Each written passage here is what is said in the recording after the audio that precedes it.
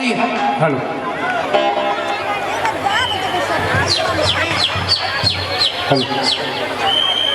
इनके गीत के बाद मैं आपको दिखाऊंगा कि हमारे यूपी में बारात घोड़े पर आती तो घोड़े की आवाज कैसी होती है, रॉकेट कैसे बोलते हैं, उसके बाद लड़कियां विदाई में कैसे रोती हैं।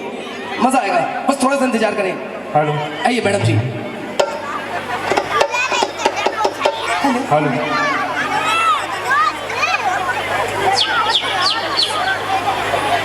Hello hello. पहले तो हेलो। यहाँ पे आए हुए जितने अतिथि हैं, जितने भाई बहन, सबको मैं मैडम जी, प्रणाम करती हूँ। ये वाली mic. Hello hello hello hello hello. और आज बहुत ही अच्छा दिन है, पावन दिन छठ मैया का। बोलिए छठ मैया की।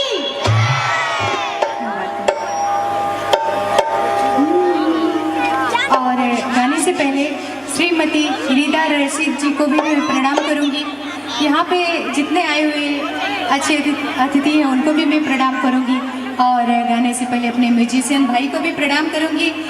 बिना इनके तो भाई हम लोग कुछ भी नहीं है।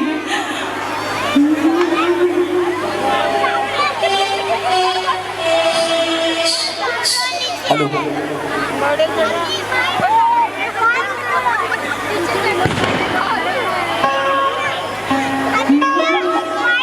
रीता मैम स्टेज पे आइए 2 मिनट के लिए प्लीज।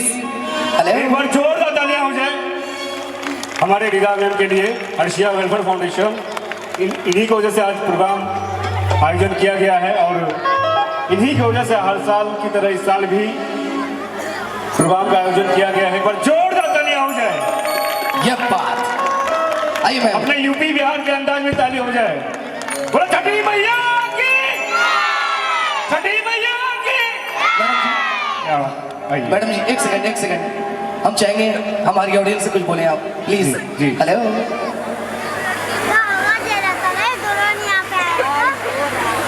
सभी का स्वागत है। बोलो छठी मैया की। आवाज नहीं आया मुझे। बोलो छठी मैया की। ये आया ना मेरी बहनों का आवाज। चलिए सभी भक्तों का यहाँ स्वागत है। बाद में आपसे बात करूंगी। आप पहला भक्ति के गाने हो जाए तो और मेरी बहनें सुनने को तैयार रहेंगी। जी जी जी।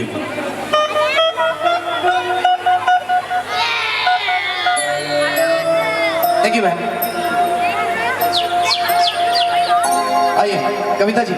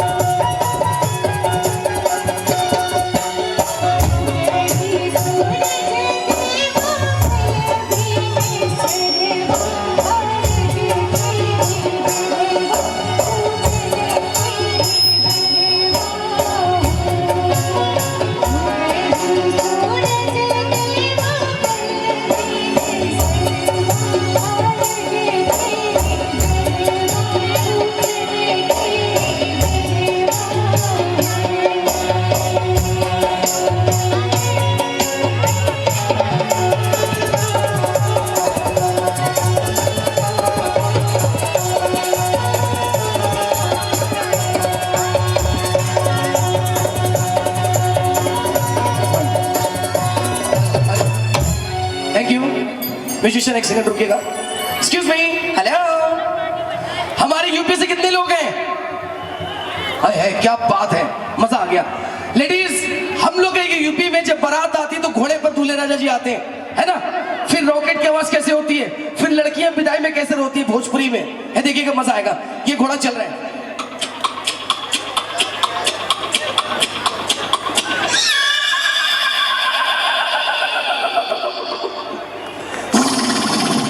है ना? Thank you. लड़की के दरवाजे पे बारात पहुंचती, आतिशबाजी होती है, रॉकेट के अंदर माचिस लगाई, ऊपर कैसे जाके बोलती, देखिए रॉकेट, ये नहीं रॉकेट की आवाज।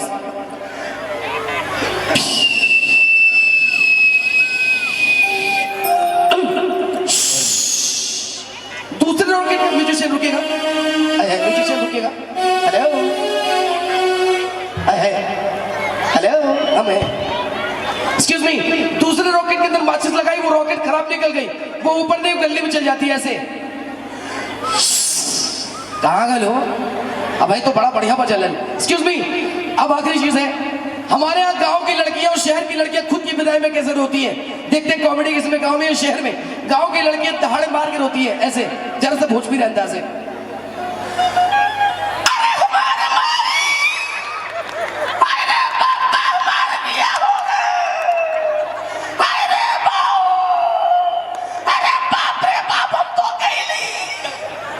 ये गांव की लड़की थी, शहर की लड़की शादी होती है, वो ज्यादा पढ़ी लिखी होती है, 1 किलो का घूंघट होता है, 1-1 कदम बढ़ाते नजर होती है।